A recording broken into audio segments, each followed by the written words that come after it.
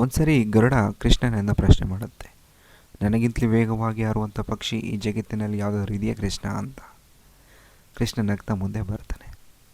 So ತನ್ನ ಸುದರ್ಶನ ಚಕ್ರ ಕೂಡ ಕೃಷ್ಣನನ್ನು ಪ್ರಶ್ನೆ ಮಾಡುತ್ತೆ, ನನಗಿಂತಲೂ ಶಕ್ತಿಶಾಲಿ ಆಯುಧ ಈ ಜಗತ್ತಿನಲ್ಲಿ ಯಾವುದಾದ್ರು ಇದೆಯಾ ಕೃಷ್ಣ ಅಂತ. ಮತ್ತೆ ಕೃಷ್ಣ ನಗ್ತಾ ಮುಂದೆ ಬರ್ತಾನೆ.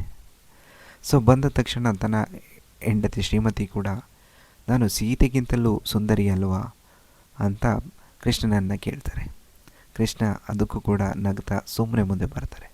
ಇವ್ರಿಗೆಲ್ಲ ಒಂದು ನೀತಿ ಪಾಠವನ್ನು ಕಲಿಸಲೇಬೇಕಲ್ಲ ಅಂತೇಳಿ ಕೃಷ್ಣ ಗರುಡನನ್ನು ಕರೀತಾರೆ.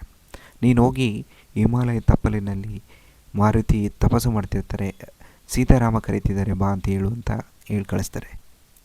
ಗರುಡ ಹೊರಡುತ್ತೆ. ಮತ್ತು ಸುದರ್ಶನ ಚಕ್ರವನ್ನು ಯಾರೇ ಬಂದರೂ ಕೂಡ ಮನೆ ಒಳಗಡೆ ಬಿಡಬಾನೆ, ನೀನು ಕಾವಲಾಗಿರು ಅಂತ ಹೇಳ್ತಾರೆ. ಮತ್ತು ಮೂರು ತನ್ನ ಹೆಂಡತಿಗೆ, ನೀನು ಮಹಾರಾಣಿಯಾಗಿ ರೆಡಿಯಾಗಿ ಬಾ ಹೇಳ್ತೀನಿ ಅಂತಾರೆ. ಗರುಡ ಶ್ರೀಕೃಷ್ಣ ಹೇಳಿದ ಹಾಗೆ ಹನುಮಂತನಿಗೆ ವಿಷಯವನ್ನು ಹೇಳುತ್ತದೆ. ಹೇಳಿದ ತಕ್ಷಣ ಹನುಮಂತ ಗರುಡನನ್ನು ಮೀರಿಸಿ ವೇಗವಾಗಿ ಹಾರಿ ಶ್ರೀಕೃಷ್ಣ ಪರಮಾತ್ಮನ ಪಾದದ ಬಳಿ ಬಂದು ನಮಸ್ಕರಿಸುತ್ತದೆ. ನಮಸ್ಕರಿಸಿದ ತಕ್ಷಣ ಇಲ್ಲಿ ನಮ್ಮ ಪ್ರಭುಗಳು ಎಂದು ಪ್ರಶ್ನೆ ಮಾಡುತ್ತದೆ.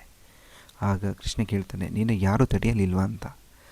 ನಾನು ಬಾಗಿಲಿನ ಬಳಿ ಒಂದು ಚಕ್ರ ತಡೀತು, ಆ ಚಕ್ರ ಜೊತೆ ಜಗಳ ಆಡುವಷ್ಟು ಸಮಯ ಇಲ್ಲದ ಕಾರಣ ಅದನ್ನು ನುಂಗ್ಬಿಟ್ಟೆ ಅಂತ. ಮತ್ತು ಯಾರು ತಂದೆ ಈ ಸೇವಕಿ ಅಂತ. ಆಗ ಗಾಬರಿಯಾಗುತ್ತೆ ಸತ್ಯಭಾಮನಿಗೆ. ಈ ಮಾತನ್ನು ಕೇಳಿಸಿಕೊಂಡಂಥ ಕೃಷ್ಣ ಪರಮಾತ್ಮ ನಗ್ತಾ ಉತ್ತರ ಕೊಡ್ತಾರೆ ಎಲ್ಲರಿಗೂ. ಇದೇ ಅಲ್ವಾ ದೇವರ ಮಹಿಮೆ. ಜಯ ಮಾರುತಿ, ಜೈ ಜೈ ಕೃಷ್ಣ.